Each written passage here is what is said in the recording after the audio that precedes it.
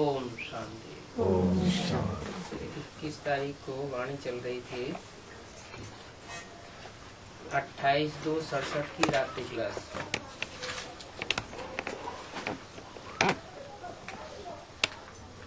इसमें बात चल रही थी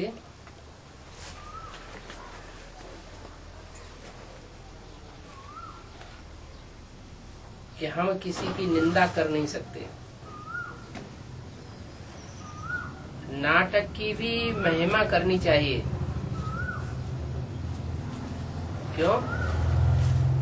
क्योंकि ड्रामा कल्याणकारी है। ड्रामा भी कल्याणकारी है, शिव बाबा भी कल्याणकारी है, और हर आत्मा का पार्ट भी कल्याणकारी है। तो हम किसी की निंदा नहीं कर सकते हैं।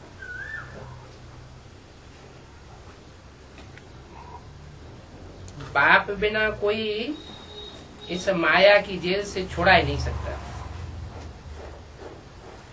रावण राज्य से बाप ही छुड़ावेंगे।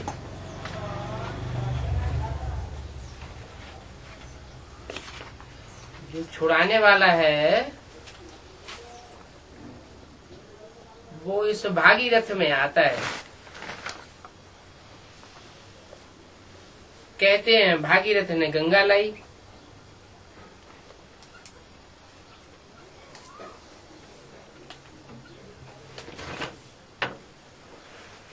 तो वो कैसे लावेंगे?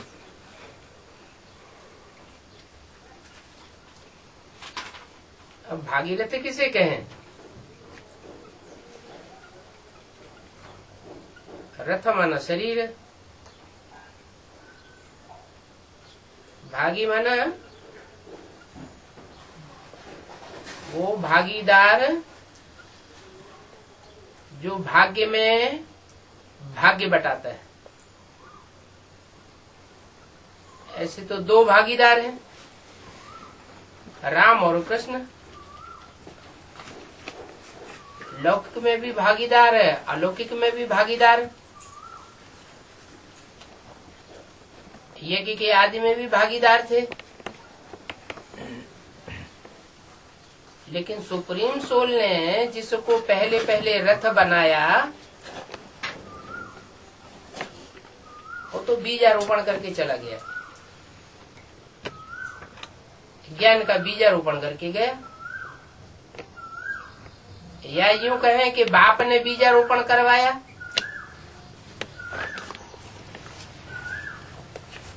बाप का काम होता है बीज बोना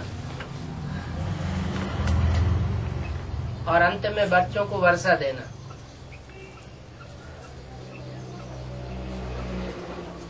तो अव्वल नंबर भागीरथ में बाप सुप्रीम सोल आया और बीज बो के वो रथ गया। क्यों गया? उसका कारण मुरली में बताया। तो उस समय पूरा ज्ञान नहीं था तो टूट पड़े। कुछ आत्माएं बुद्धिवादी होती हैं और कुछ आत्माएं बुद्धिवादी नहीं होती हैं लेकिन भावनावादी होती हैं।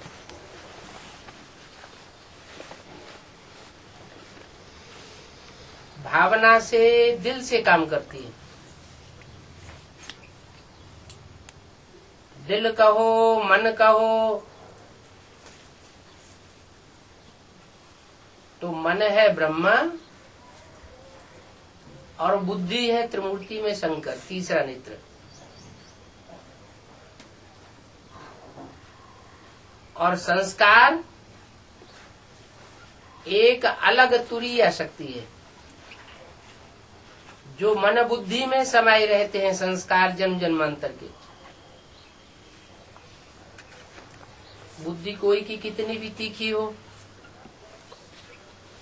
मन कितना ही प्रबल हो, लेकिन संस्कार पूर्व जन्म के अपना आकर्षण कर लेते हैं। संस्कार परिवर्तन होने से सारा ही परिवर्तन हो जाता है। लेकिन यहाँ तो रथ की बात है। विष्णु रूप जो संस्कार शक्ति है वो रथ नहीं बनती है, क्योंकि विष्णु कहा जाता है संपूर्ण देवता को। वो सहयोगिनी शक्तियों के रूप में रथ के भागीदार बन जाते हैं। राम और कृष्ण की जो सहयोगिनी शक्तियां हैं वही विष्णु स्वरूप है।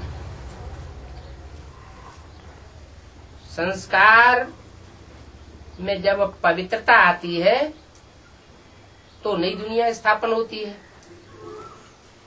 और संस्कार जब निर्बल हो जाते हैं तो पुरानी दुनिया बन जाती है। संस्कार शक्ति का कनेक्शन इन दो रथों से है, राम से और कृष्ण से।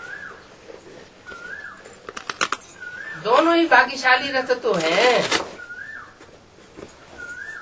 लेकिन फिर एक प्लस में चला जाता है। जीवन का लक्ष्य दिया गया है नर से नारायण बनना, नारी से लक्ष्मी बनना। बेसिक नॉलेज में हमें पता था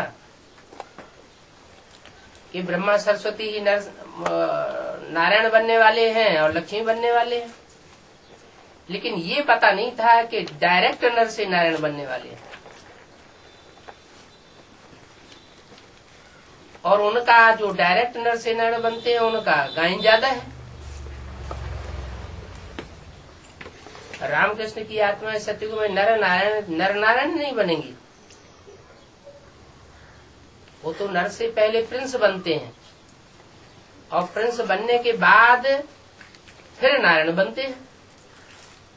लेकिन बाबा ने जो लक्ष्य दिया है मुरली में, वो लक्ष्य दिया है नर से नारायण बनने का, और नर से नारायण इसी जन्म में बनना है, अगले जन्म में नहीं बनना है। जो आत्माएं नर से नारायण जैसी, नारी से लक्ष्मी जैसी इसी जन्म में बनती हैं, वो परमात्मा बाप का डायरेक्ट वर्षा प्राप्त करने वाली अधिकारिणी बनती है। सुप्रीम सोल बाप आते हैं, जिस तन में बाप बनकर संसार के सामने प्रत्यक्ष होते हैं। बाप का प्रत्यक्षता वर्ष मनाया जाता है सन 76 से।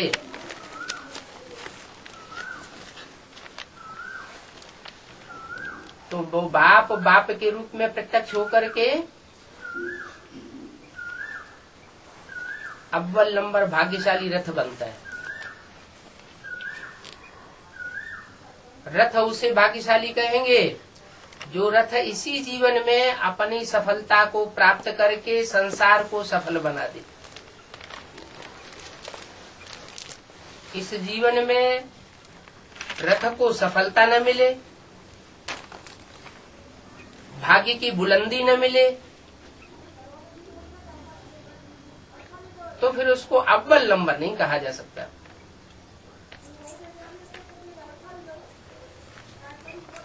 ब्रह्मा के लिए भी कहेंगे, दादा लेखराज के लिए,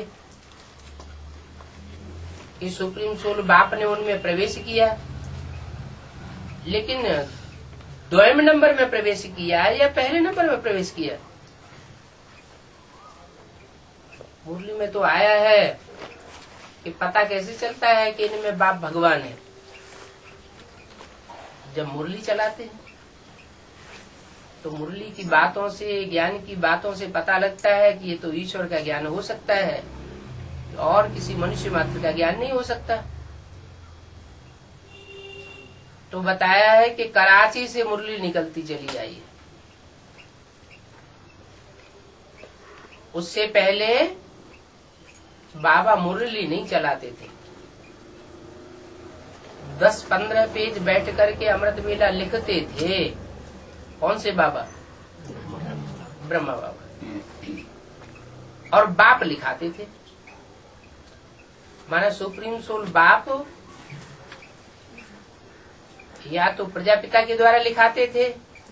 प्रजापिता के जाने के बाद जो माताएं निमित्त बनी, उन माताओं में कोई रुद्रमाला का मणका है जिसके द्वारा लिखाते थे, और ब्रह्मा लिखते थे, फिर उसकी कापियां निकलती थी। लेकिन मुरली डायरेक्ट चलाना ब्रह्मा के मुख से तब शुरू किया जब ब्रह्मा की आयु 60 साल हुई। सन 36 में 60 साल नहीं हुई थी, 46-47 में जाकर के उनकी आयु 60 साल हुई, दादा लेखराज ब्रह्मा की। और तब कराची से मुरली निकलना शुरू हुई। जब उनके द्वारा मुरली निकलना शुरू हुई तब उनका नाम ब्रह्मा संसार में विख्यात हुआ।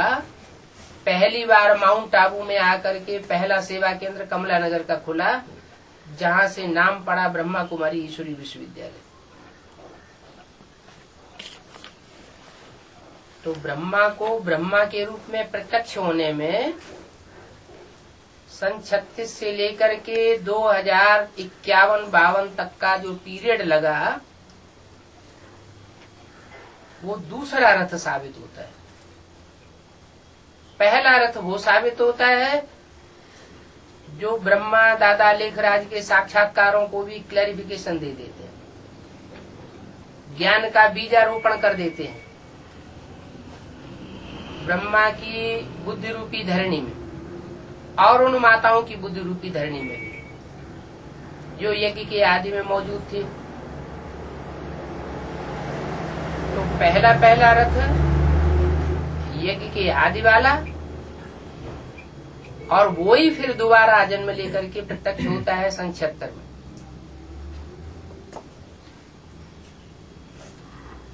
जिसके द्वारा अल्लाह अव्वल दीन की स्थापना होती है। दुनिया का अव्वल नंबर धर्म आदि सनातन देवी देवता धर्म आदि है, सनातन है माना पुराना है। तो यज्ञ में भी उसका फाउंडेशन डालने वाला सबसे पुराना होना चाहिए। आदि में भी पुराना है, मध्य में भी पुराना है, और अंत में जब फाइनली आदि सनातन देवी देवता धर्म की स्थापना का कार्य संपन्न होता है, तो भी वो पुराने के पुराने रथ के रूप में उसका गायन संसार में हो जाता है। इसलिए दुनिया के बड़े बड़े जो देश है पुराने पुराने, ग्रीस, मेसोपोटामिया, सिंध, हड़प्पा, उनकी खुदाइयों में सबसे ज्यादा मूर्तियां शंकर की मिली। जैनी लोग उस नग्न मूर्ति को कहते हैं तीर्थंकर।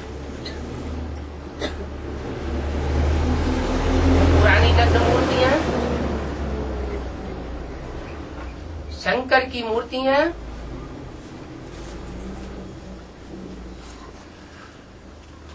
इतनी पुरानी है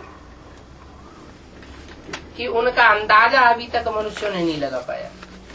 लेकिन बाप हमें बताते हैं कि दुनिया से सबसे पुरानी से पुरानी चीज है शिव लिंग, और उसके बाद ये नग्न मूर्तियां शंकर की।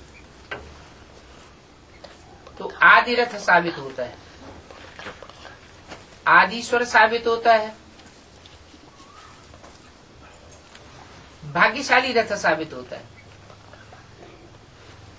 तो बोला है, कहते हैं भागीरथ ने गंगा लाई। अब ज्ञान की गंगा लाई या चैतन्य गंगा लाई?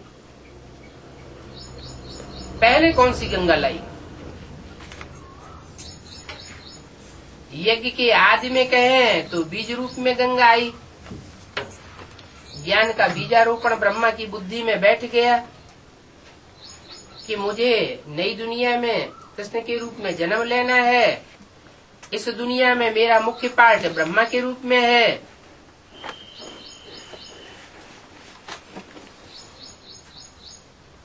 और फाइनली मुझे फिर विष्णु के रूप में भी पार्ट बजाना है। ये उनकी बुद्धि में बैठा है, क्योंकि ब्रह्मा सो ही विष्णु बनता है। प्रैक्टिकल साक्षात्कार उनको हुए थे, इसलिए वो तो पक्के बने रहे। जिसमें प्रवेश करके परमात्मा शिव ने पहले पहले उनके साक्षात्कारों का क्लैरिफिकेशन दिया, उनको तो साक्षात्कार नहीं हुए थे। तो प्रैक्टिकल अनुभूति न होने के कारण और ज्ञान का भी क्लैरिफिकेशन शुरुआत में न मिलने के कारण वो आत्मा ज्ञान में ज्यादा समय टिक नहीं सकी यज्ञ में, और उनको दोबारा जन्म लेकर के आना पड़ता है। जो पूर्व जन्म के ब्राह्मणत्व के संस्कार हैं वो साथ लाते हैं, लेकिन दोबारा जब आते हैं तब तक गीता माता जो उसका असली रूप है ब्रह्मा, दादा लेखराज, जिन्होंने माँ के रूप में वास्तविक पार्ट बजाया, वो माँ का स्वरूप ज्ञान के आधार पर संपन्न हो जाता है। 68-69 में जब शरीर छोड़ते हैं तो गीता माता का ज्ञान स्वरूप जो है वो ब्राह्मणों की दुनिया में प्रत्यक्ष होता है, लेकिन उस ज्ञान गीता के रोम रोम को समझने वाला वो गीतापति भगवान के रूप में जो प्रत्यक्ष होता है वो एक ही है, जिसे भाग्यशाली रथ कहा जाता है। ब्रह्मा ने तो शरीर छोड़ दिया और हार्ट फेल होकर के शरीर छोड़ा। मुरली में तो बोला गया है कि योगियों का कभी हार्ट फेल हो नहीं सकता। योगियों का हार्ट तो बहुत मजबूत होता है, इतना हार्ट मजबूत होता है कि सारी दुनिया का विनाश इन आंखों से देखेंगे। ब्रह्मा बाबा को तो साक्षात्कार हुआ था विनाश का, तो रो पड़े थे। तो ये नहीं कहेंगे कि हार्ट मजबूत था। हाँ, कृष्ण की सोल उर्फ ब्रह्मा की सोल पावरफुल बाप का प्रैक्टिकल स्वरूप का संग पाकड़ के पावरफुल बन जाती है, और इतनी पावरफुल बनती है कि वो सृष्टि का पहला पत्ता बन जाती है।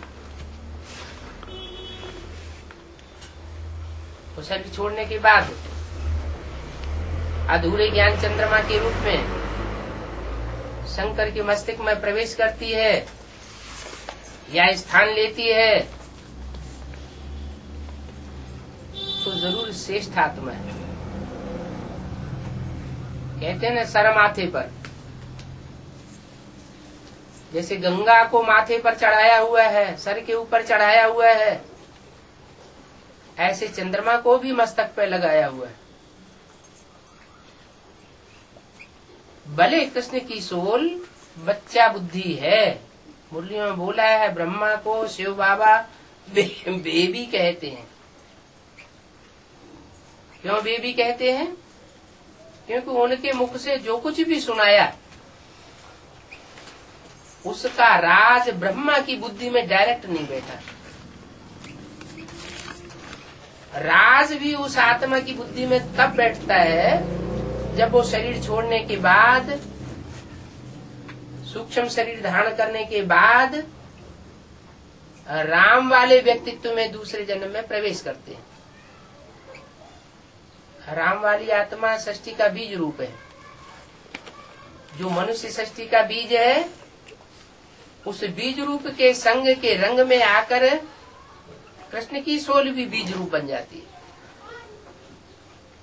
लेकिन प्रवेश करने मात्र से तुरंत जम दे जाम दे तो होता नहीं, परिवर्तन होने में टाइम लगता है। वो कृष्ण की सोल दो प्रकार के पार्ट बजाती है। एक बीज रूप स्टेज में प्रवेश करने का, और दूसरा सूक्ष्म शरीर से गुलजार दादी और दूसरे ब्राह्मण वत्सों में प्रवेश करने का भी पार्ट बजाती रहती है।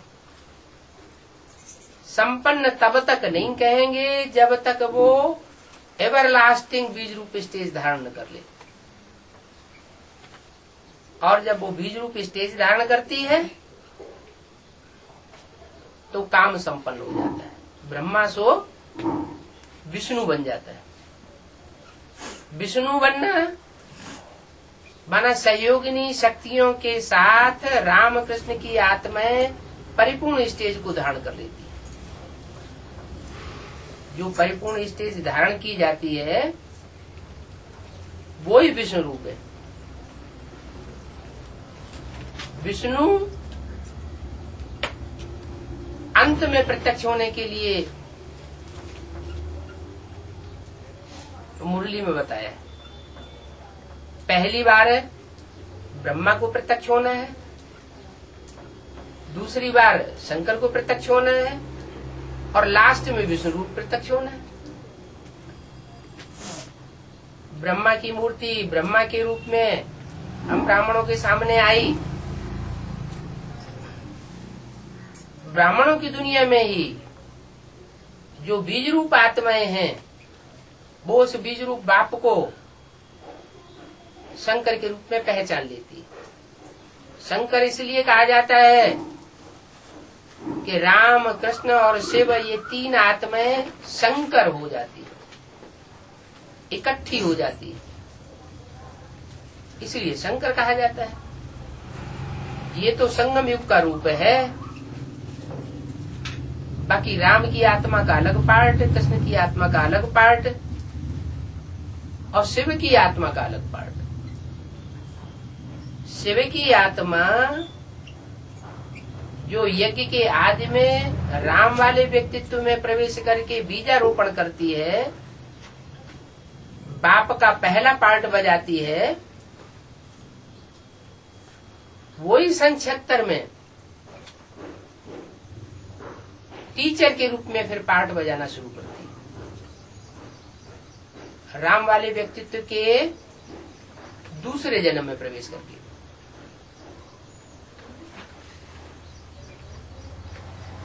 उस समय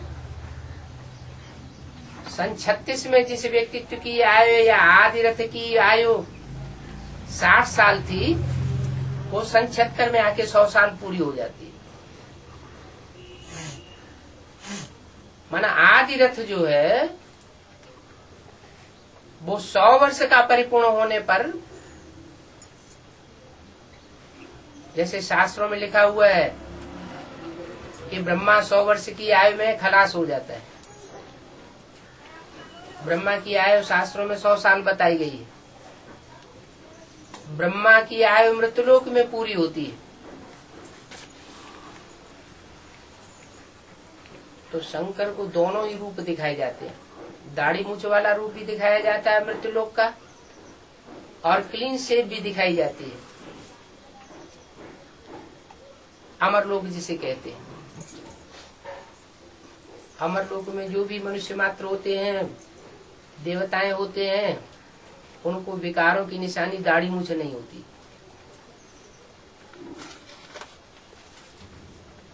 तो सन 76 से शिव की 16वीं प्रवेश होकर के प्रत्यक्ष होती है और ब्रह्मा की 16वीं प्रत्यक्ष होती है। राम का व्यक्तित्व तो है ही है। तो तीनों आत्माओं का संकरण जो है वो ब्राह्मणों की दुनिया में बीज रूप आत्माओं के बीच में प्रत्यक्ष होता है। वो बीज रूप आत्माएं कौन सी है? वो वही है जो यज्ञ के आदि में थी, और राम वाली आत्मा के जाने के साथ साथ वो आत्माएं भी यज्ञ छोड़ करके गई।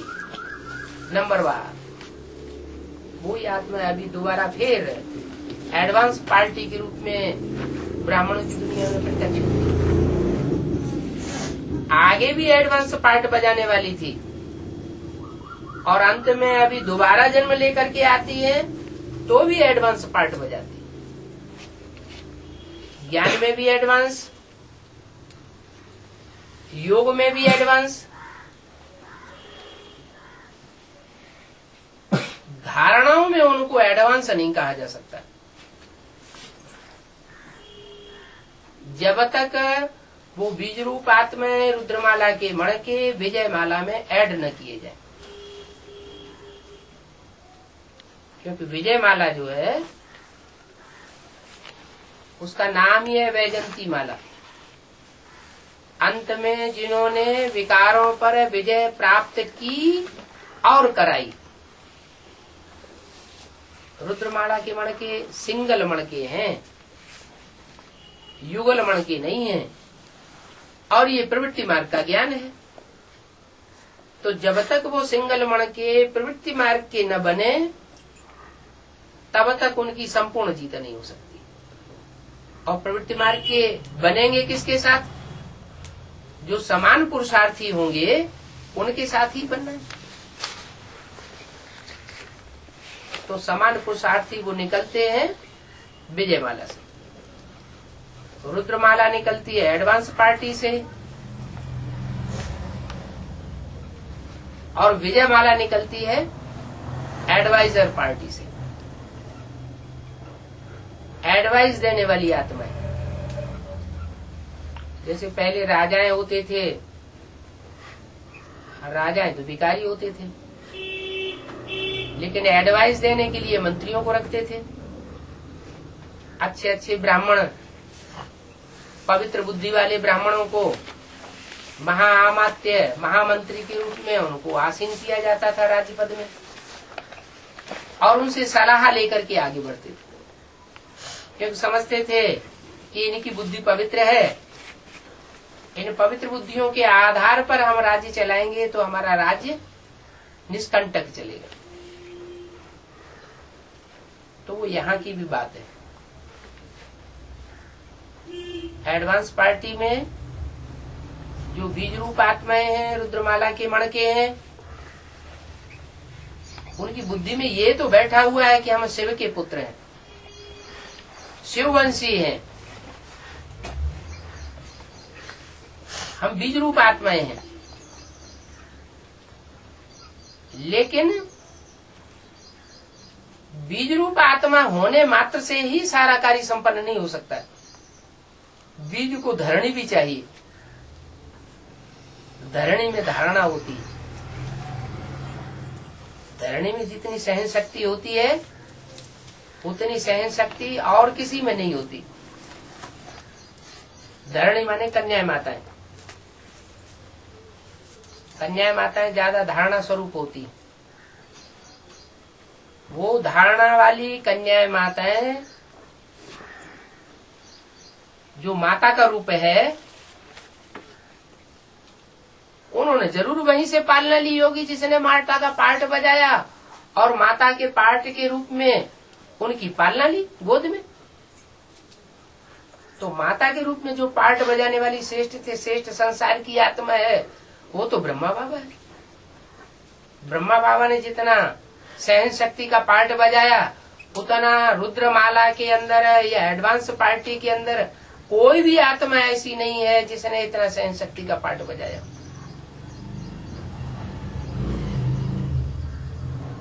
तो धारणा मूर्ति के रूप में ब्रह्मा की गोदी में जो आत्माएं पली, उन पलने वाली आत्माओं में कोई श्रेष्ठ आत्मा ऐसी निकलती है, बेसिक नॉलेज की आत्माओं में से ही, जो रुद्र का मणका नहीं बनती है, रुद्रमाला का मणका न बन करके विजयमाला का मणका भांति बनती है। माना विकारों पर पहले पहले विजय प्राप्त करती है और कराती है। इसके लिए बाबा ने एक मिसाल दी है मुरली। एक पंडित जी थे, एक बुढ़िया थी,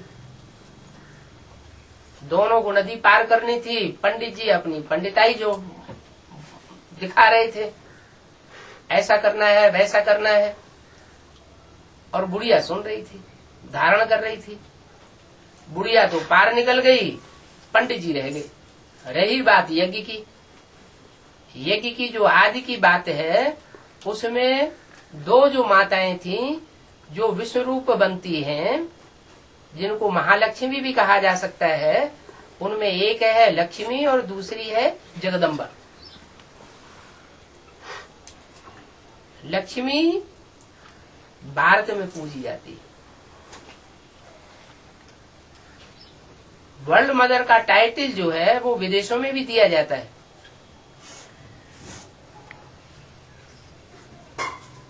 वर्ल्ड मदर माने सब धर्मों की मां।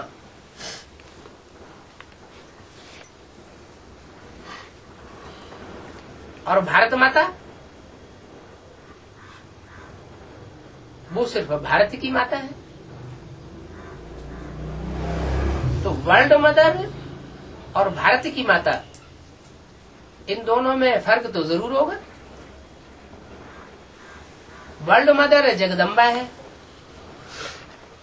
भारत माता लक्ष्मी है अथवा पार्वती है। जिसे भारत माता के रूप में आज टाइटल देते हैं लोग, बड़े बड़े प्रतियोगिताएं करते हैं, तो मिस इंडिया नाम देते हैं, कोई को मिस वर्ल्ड नाम देते हैं। मुरली में बोला है कि मिस इंडिया है तो विदेशों में धक्के क्यों खाती है? मिस इंडिया को तो फिर भारत में होना चाहिए, भारत की सेवा करनी चाहिए। इसका मतलब ये हुआ कि हीरो की जो खान है वो विश्व में सबसे बड़ी खान बनती है जाकर के अफ्रीका में। उसका फाउंडेशन यहाँ संगम युग में पड़ता है। जो अच्छे अच्छे हीरे निकलने हैं वो विजयमाला से निकलेंगे, वो तैयार हो रहे हैं।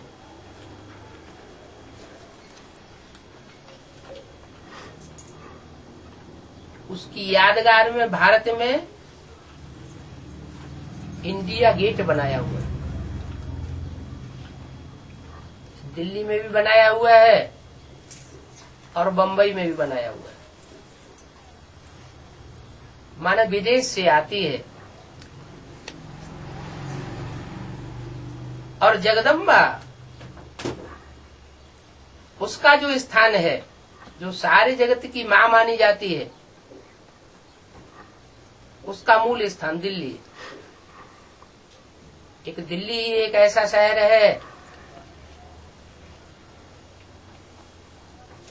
जिसमें सब धर्म की आत्माओं ने राज्य किया है। इसलिए अव्यक्तवाणी में बोला है, दिल्ली का परिवर्तन सारी दुनिया का परिवर्तन।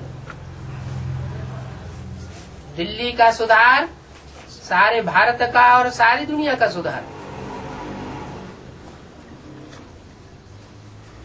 इतनी जिम्मेवारी डाल दी है दिल्ली के ऊपर, क्योंकि वो जगत की माता है। धरणी का परिवर्तन होता है तो फसल बहुत अच्छी पैदा होती है। बीज का भी परिष्कार किया जाता है। तो दोनों के ऊपर ध्यान दिया जाता है, बीज का भी परिवर्तन करना, परिष्कार करना, और धरणी का भी परिष्कार करना।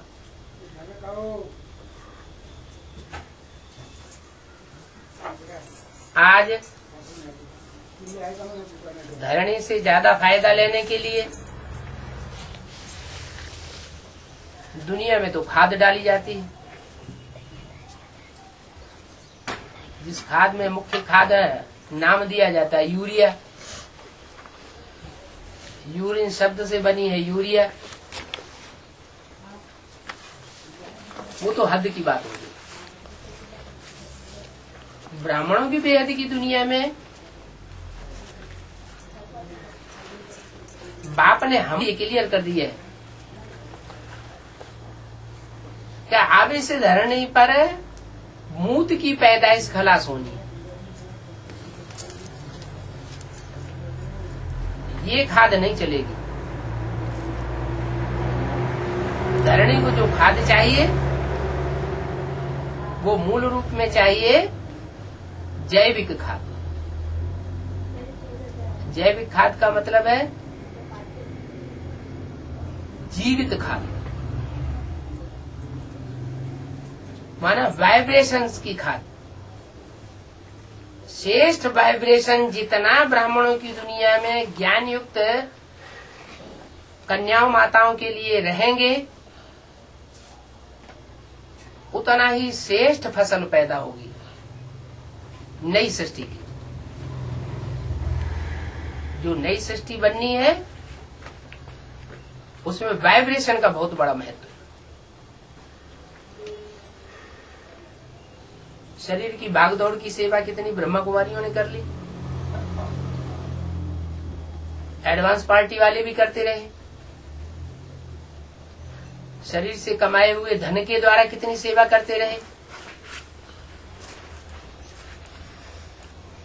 लोगों का हुजूम इकट्ठा करके जनबल की सेवा करते रहे, लेकिन उससे परिवर्तन नहीं हुआ। परिवर्तन तब होता है जब मनोबल एकाग्र होकर के संगठित रूप में प्रकृति का परिवर्तन होता है। प्रकृति कोई दूसरी चीज नहीं है। प्रमाण प्रकष्ट रूपेण कृति माने रचना, जिसकी परमात्मा बाप ने प्रैक्टिकल पार्ट बजा करके एड़ी से चोटी तक की सारी ताकत लगा के प्रकष्ट रचना की है, वो है धरती माता। इसे चैतन्य में कहें वर्ल्ड मदर। उसका वो सेंट्रल प्लेस जो है वो है दिल्ली। दिल्ली ही एक ऐसी धरणी है जहाँ यमुना के कंठे पर परिस्थान बनता है, और दिल्ली ही ऐसी धरणी है जो तामसी होने पर कब्रिस्तान बनती है। अभी दिल्ली के अंदर वो नजारा देखने में आएगा। कब्रिस्तान भी दिल्ली दिखाई देगी। जितनी खून की नदियां हिस्ट्री में दिल्ली के अंदर बही हैं, सब धर्मों ने यहाँ आकर के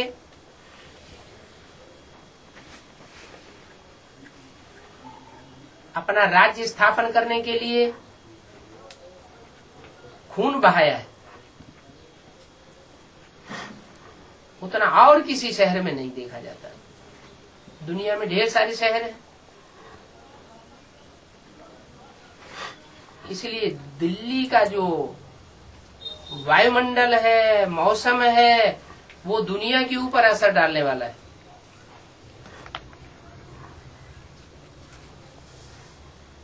दिल्ली चैतन्य में भी है, दिल्ली जड़ भी है।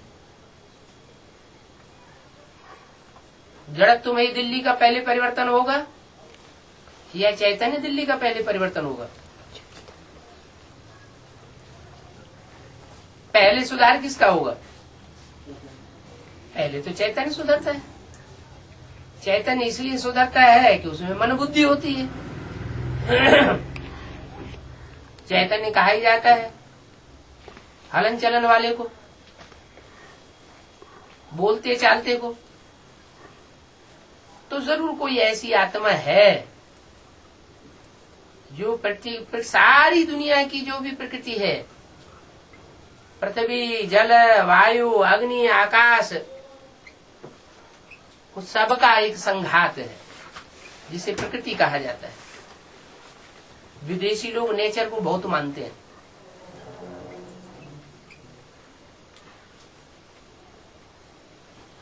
मानते तो हैं नेचर के रूप में, लेकिन उसके चैतन्य स्वरूप को न जानने के कारण गॉड फादर की मान्यता ज्यादा कर दी है, और गॉड मदर को कोई विशेष मान्यता नहीं देते। सिर्फ प्रकृति में खेल करना जानते हैं, लेकिन प्रकृति का मान सम्मान क्या है वो नहीं जानते। भारतवासी जो हैं वो जगदम्बा की पूजा करते हैं। ब्रह्मा ही जब संपन्न बनता है दाढ़ी मूछ वाले विकारी स्वरूप को शरीर छोड़ करके जब चैतन्य उस शक्ति में, प्रकृति में कहो, धरणी माता में कहो, दिल्ली में कहो, प्रवेश करता है तो जगत माता के रूप में संसार में पूजा लेता है। ब्रह्मा के 2 रूप हो गए, एक वो दाढ़ी मूछ वाला रूप जिसकी पूजा नहीं होती, और एक वो रूप स्त्री चोला जिसकी पूजा होती है। ब्रह्मा की सोल ही उसमें प्रवेश करके पूजा लेने वाली बनती है। 2 रूप हो गए जगदम्बा में, एक शरीर रूपी रथ और दूसरा उसमें प्रवेश करने वाली ब्रह्मा की सोल। दोनों के बीच में परिवर्तन सबसे पहले किसमें होगा? ब्रह्मा की सोल में पहले परिवर्तन होगा या शरीरधारी आत्मा में पहले परिवर्तन होगा?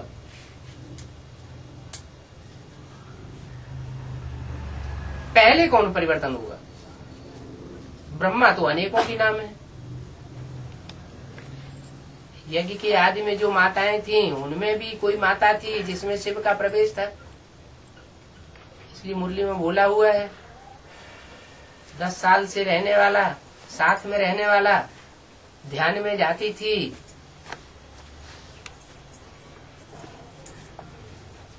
उनमें बाबा प्रवेश करते थे। तो माने कोई व्यक्ति पुरुष भी था और कोई माता भी थी जिसमें शिव का प्रवेश होता था, यज्ञ को कंट्रोल करती थी। वही माता दोबारा जन्म लेकर के जगदम्बा के रूप में ब्राह्मणों की एडवांस पार्टी में प्रत्यक्ष होती है।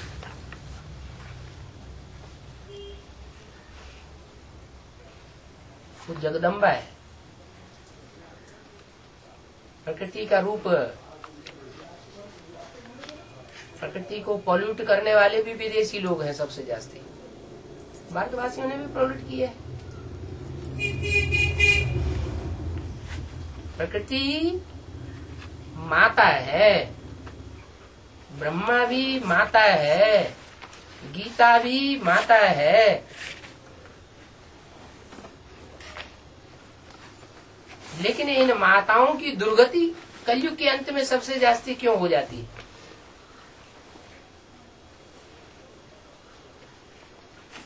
इतनी दुर्गति होती है कि भारत में तो ये परंपरा बनी हुई है कि बाप मरता है तो बच्चों को वर्षा मिलता है, माता को कुछ भी नहीं मिलता। ये तो अभी बाप आए हैं तो माताओं का भी हिस्सा बनने लगा, कन्याओं का भी हिस्सा बनने लगा प्रॉपर्टी में। नहीं, पहले तो कन्याओं माताओं का कोई हिस्सा होता ही नहीं था। तो ऐसी अवमानना माताओं की क्यों हुई? बाबा तो मुरली में कहते हैं, माता तू है जग की भाग्य विधाता, सारे दुनिया का भाग्य का निर्माण करने वाली है।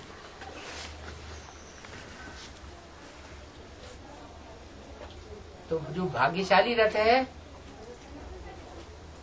उसके भाग्य का निर्माण करने में किसका सहयोग होगा? फिर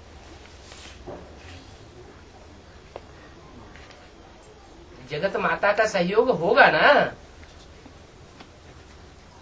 वो जगत की माता है, तो जगत की माता है तो जरूर जगत पिता की भी माता रही होगी। यज्ञ के आदि में ब्रह्मा बाबा ने अपने साक्षात्कारों का जो अनुभव है वो डायरेक्ट प्रजापिता को नहीं सुनाया था, बीच में कोई माता निमित्त बनी थी। वो माता निमित्त बनी उन साक्षात्कारों को सुनाने के लिए। ब्रह्मा बाबा में इतनी हिम्मत भी नहीं थी कि वो भागीदार के सामने वो उन सब बातों को कह सकता, बोल सकता। माता को निमित्त बनाया गया। वो सुनने सुनाने का कार्य साक्षात्कारों का माता ने किया। तो माता हो गई भक्ति, और जिसके द्वारा समझने समझाने का कार्य संपन्न हुआ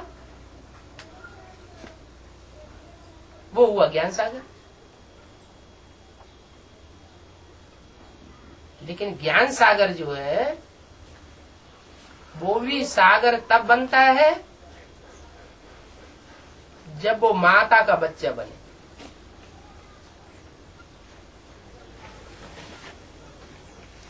इसलिए मुरली में बोला हुआ है कि ब्राह्मण बने बगैर प्रजापिता था क्या? माना पहले प्रजापिता होगा कि पहले ब्राह्मण बनेगा? पहले ब्राह्मण बनना पड़ेगा। और ब्राह्मण उसी को कहा जाता है जो ब्रह्मा की औलाद बने। ब्रह्मा की औलाद जब तक न बने तब तक ब्राह्मण कैसे बन सकता है? जैसे विष्णु के फॉलोअर वैष्णव, ब्रह्मा के फॉलोअर ब्राह्मण, शिव के फॉलोअर शैव,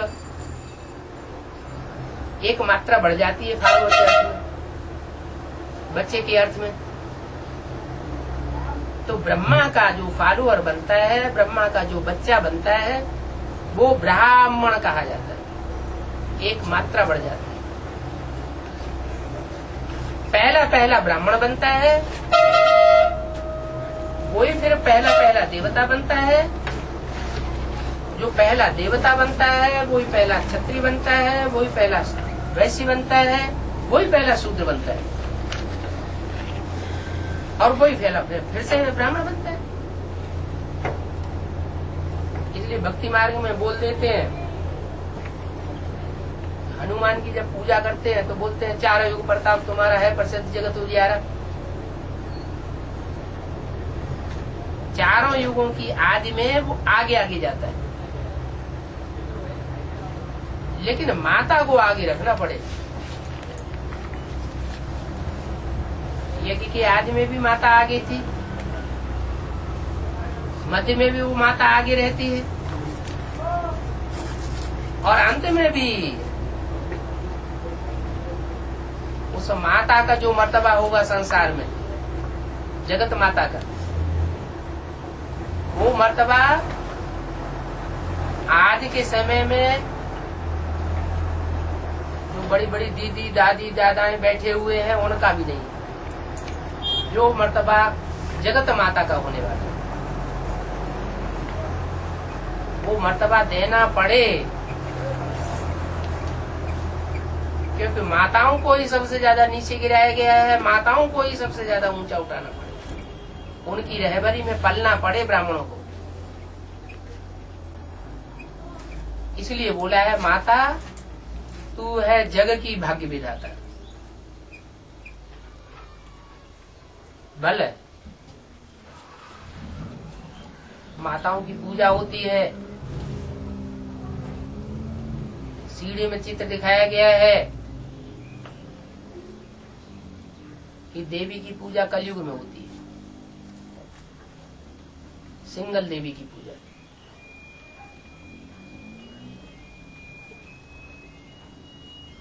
द्वापर युग से देवियों की पूजा नहीं होती है। गणेश और हनुमान की पूजा भी कलयुग में होती है, और पूजा का प्रभाव संसार में और खास करके भारत में इतना बढ़ता है, इतना बढ़ता है। देवी पूजा का कि देवी के पीछे कोई देवता है वो भी बात भूल जाते लोग। भक्त लोग तो पूरा ही भूल जाते, नारा लगाते हैं जय माता दी, तो उनको बुद्धि में आता ही नहीं कोई इसके पीछे पिता दी भी है।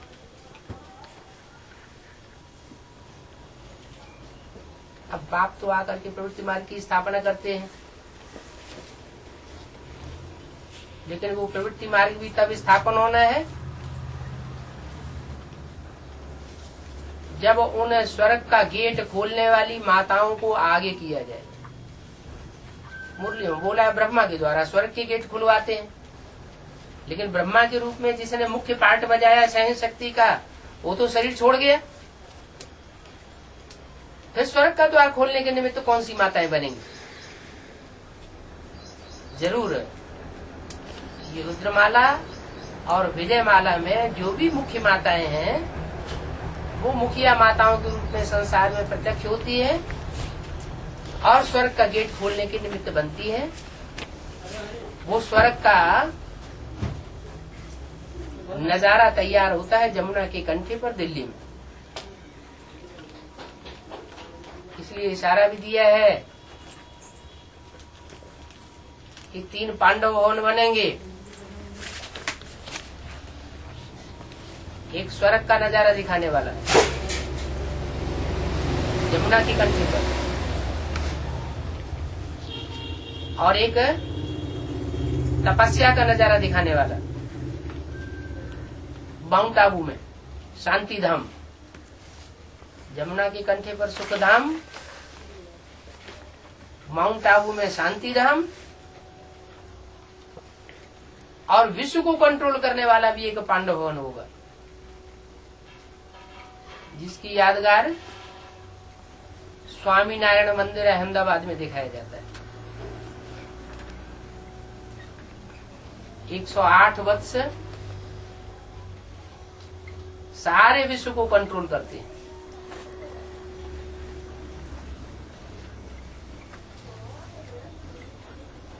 जो शूटिंग भी करते हैं, तप कर राज, राज कर नर का। माउंट आबू में तपस्या करेंगे, विश्व की बादशाही में हिस्सा लेंगे, और जब विश्व की बादशाही में हिस्सा लेंगे तो अहंकार चढ़ेगा, अहंकार चढ़ेगा तो फिर नीचे गिरेंगे। ये माया बार बार वायलोरा डालती रहेगी, बार बार ऊपर चढ़ना, बार बार नीचे गिरना। आखिरी जाकर के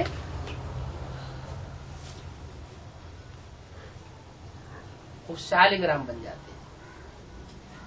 शालिग्राम भी एक तरह का पत्थर होता है, पहाड़ों से टकराते टकराते नदी में,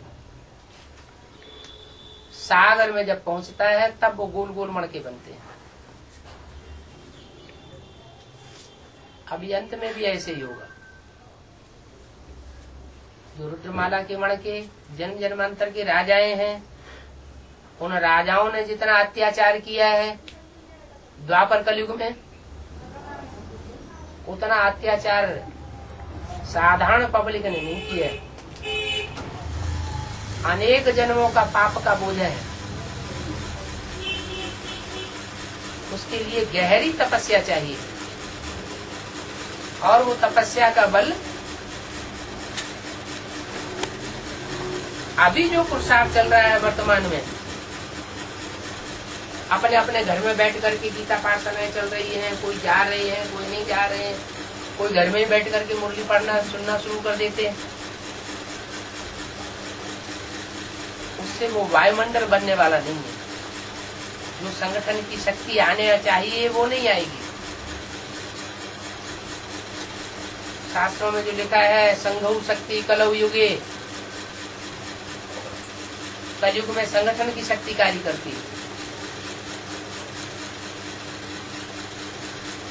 जैसे मुसलमानों ने दुनिया के बड़े से बड़े हिस्से पर राज्य किया और लंबे समय तक राज्य किया, तो उसका कारण मुख्य यही रहा कि उन मुसलमानों की बुद्धि एकाग्र बन गई एक स्थान पर, काबा में, मक्का मदीना। दुनिया के किसी भी क्षेत्र में मुसलमान रहते होंगे, जब इबादत करने जाते हैं मस्जिद में तो उनकी बुद्धि रखी होती है काबा में।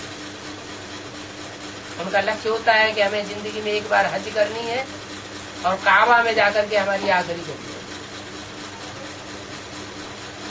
तो इतना बड़ा हुजूम मुसलमानों का और सबकी बुद्धि एक स्थान पर एकाग्र है, इसलिए उनमें इतनी ताकत आ जाती। तो हम ब्राह्मणों में भी ताकत तब ही इकट्ठी होगी जब हम सब इकट्ठे होकर के दुनियादारी से मोह ममता त्याग करके तन धन धाम सौहर्द परिवारा, तन की भी बाजी लगाएं, सारे धन की भी बाजी लगाएं, जो सहृद बंधु हैं, परिवारजन हैं, पत्नी बीवी बाल बच्चे हैं, उन सब की बाजी लगा करके, सबसे मोह त्याग करके और ईश्वरीय सेवा में जुट जाए। माउंट आबू में इन बच्चों को पहुंचना ही पड़ेगा। अभी से जो समेटेंगे बोरिया बिस्तर,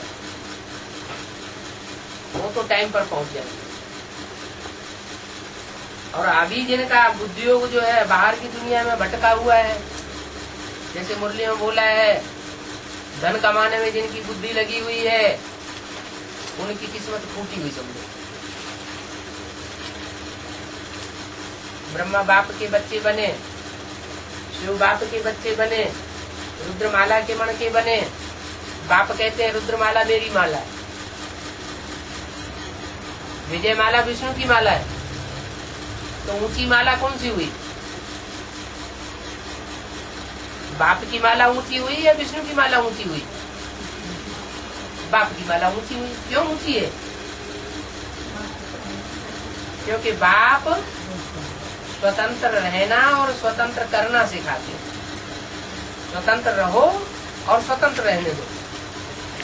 स्वतंत्रता का पाठ बाप सिखाते हैं। न किसी को अधीन करो और न अधीन बनकर के रहो।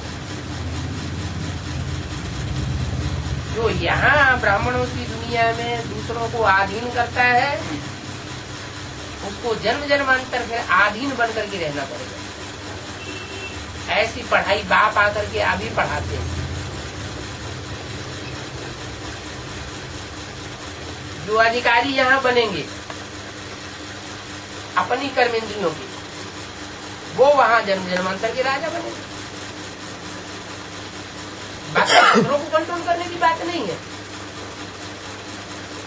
तो अभी ज्ञान में चलने वाली जो आत्माएं हैं, उनका ये कर्तव्य है कि वो चारों तरफ से अपना ममत्व समेटे और समेट करके सारी शक्ति माउंट आबू में अपना संगठन बनाने के लिए लगा दें। है बड़ा काम। माउंट आबू जो हुजूम बैठा हुआ है, वो सारा विधर्मियों का बैठा हुआ है। ब्राह्मणों की दुनिया में जो भी आत्माएं शूटिंग करने के लिए बैठी हुई है,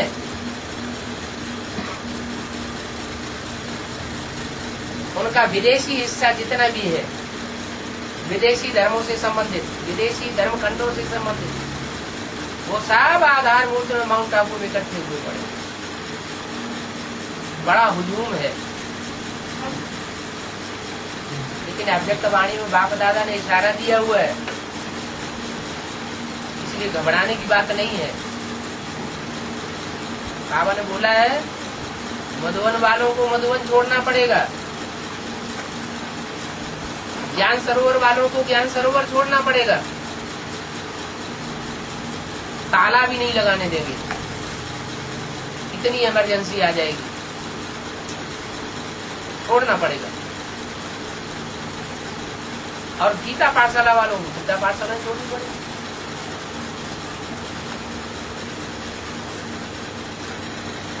तो अब सोचा जाए कि वास्तविक अर्थों में जिन्हें गीता पाठशाला कहा जाता है, वो गीता पाठशाला बेसिक नॉलेज में है या एडवांस में है? गीता पाठशाला माने योगलों की पाठशाला। जो ब्राह्मणों की दुनिया में आश्रम बने हुए हैं बेसिक में, वो तो संन्यास आश्रम है, और उनमें प्रवृत्ति मार्ग नहीं चलता है। जो भी आश्रम चलाने वाले हैं, वो सब निवृत्ति मार्ग वाली बहनें, माताएं। इसलिए एक मुरली में बोला है, संन्यास आश्रम के सामने ही जाकर के सेंटर खोल दो, गीता पाठशाला खोल दो, संन्यास आश्रम के सामने तुम जब गीता पाठशाला खोलेंगे तो बहुत मजा आएगा। क्या मजा आएगा? सामने ही दरवाजा है संन्यास आश्रम का, सामने ही दरवाजा है प्रवृत्ति मार्ग की गीता पाठशाला का। तो एक तरफ सच्चाई दिखाई देगी, दूसरी तरफ झूठापन दिखाई देगा। संन्यास आश्रम जो है वो झूठा आश्रम, संसार का कल्याण करने वाला रास्ता नहीं है। भगवान का सिखाया हुआ जो प्रवृत्ति मार्ग है वो सच्चा रास्ता है, सृष्टि को चलाने का श्रेष्ठ, सुखमयी और शांतिमयी रास्ता बताने वाला रास्ता है। तो सच्चे और झूठे में रिवोल्यूशन जल्दी होगा और प्रत्यक्षता हो जाएगी। क्या प्रत्यक्षता होगी? जो एक जगह ऐसे हुए हैं, वाकई कि जहाँ जहाँ एडवांस वालों ने जाकर के बेसिक के सामने गीता पाठशाला खोली या सेंटर खोला, तो 1-2 साल के अंदर ही वो अपना सेंटर उठा करके दूर चले गए। पहले तो लड़ाई लड़ने की कोशिश की, हाथापाई करने की कोशिश की, लेकिन उससे कुछ बनता बिगड़ता दिखाई नहीं पड़ा, तो फिर छोड़ के चले गए। तो लोगों को ये निश्चय हो जाता है, विश्वास हो जाता है कि सच्चा अडिग होता है और झूठा डिग जाने वाला। ये हिस्ट्री की बातें हैं।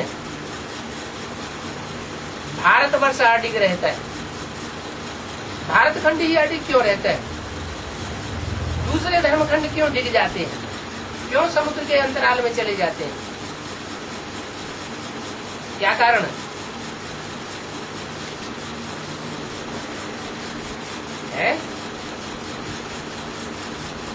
कुछ कारण तो होगा। यही कारण है कि यहाँ सच्चाई वर्ण करती है भारत में, और विदेशी झूठ का रास्ता अपनाते। सीढ़ी के चित्र में भी क्लियर कर दिया है, झाड़ के चित्र में भी क्लियर कर दिया है कि काम, क्रोध, लोभ, मोह, अहंकार के जो रूप हैं वो कहाँ से आते हैं? ये विदेश से आते हैं। कामी इस्लामी आते हैं, क्रोधी क्रिश्चियंस आते हैं जो एटम बम बनाने के निमित्त बने हुए हैं, लोभी मुस्लिम आते हैं जो भारत को लूट लूट करके ले जाते हैं,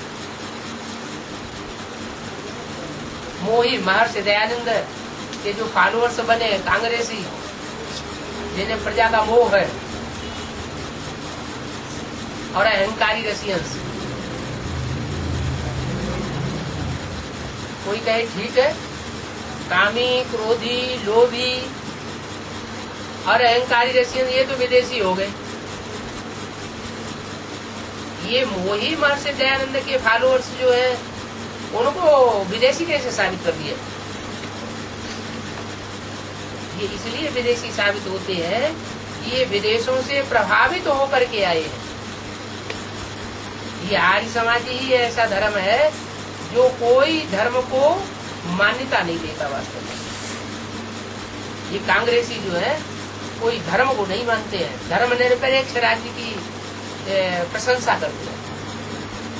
हमें किसी धर्म की जरूरत नहीं है, हमें सिर्फ वोट चाहिए, किसी भी धर्म को फॉलो करें। बाबा कहते हैं रिलीजन इज माइट।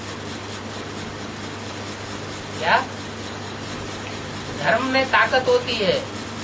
अगर धर्म को एक किनारे रख दिया तो राज्य में कोई ताकत नहीं होती, और यही कारण चल रहा है।